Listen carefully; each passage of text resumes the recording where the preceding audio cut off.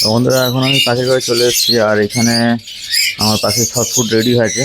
এই দেখো চিঁড়ে, গম আর ভুট্টা আছে, আর তার সঙ্গে পেস্লাই মেশানো আছে। এগুলো বদ্রিকে দেওয়া হবে। আর যেটা তোমাদের আজকে দেখাবো সেটা হচ্ছে আমার যে জেপির পেয়ারটা ছিল।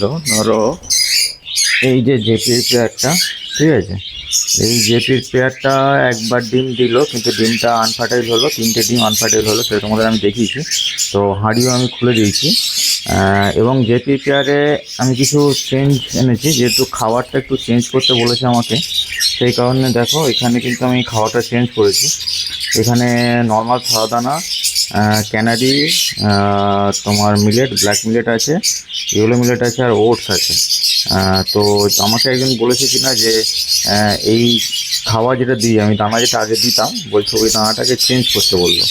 বলছে জেপির খাবারটা একটু চেঞ্জ করলে নাকি ওরা ভালোভাবে প্রোগ্রেসটা করে আর ডিমও ঠিকঠাক পারে।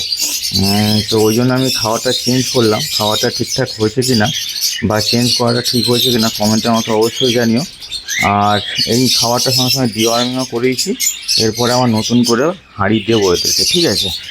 আর এখানে একটা দেখছো, এই যে নতুন একটা খাঁচা রেডি করেছি, যেটা বদ্রির জন্য রেডি হচ্ছে। বদ্রির সেট আপটা একটু বাড়াবো বলে নতুন একটা খাঁচা রেডি করছি। তো ভিডিওটা কেমন লাগলো এই পর্যন্তই থাকলো, ঠিক আছে। তো পরবর্তীকালে আমার নতুন ভিডিওর সঙ্গে দেখা হয়, তো এখন টাটা।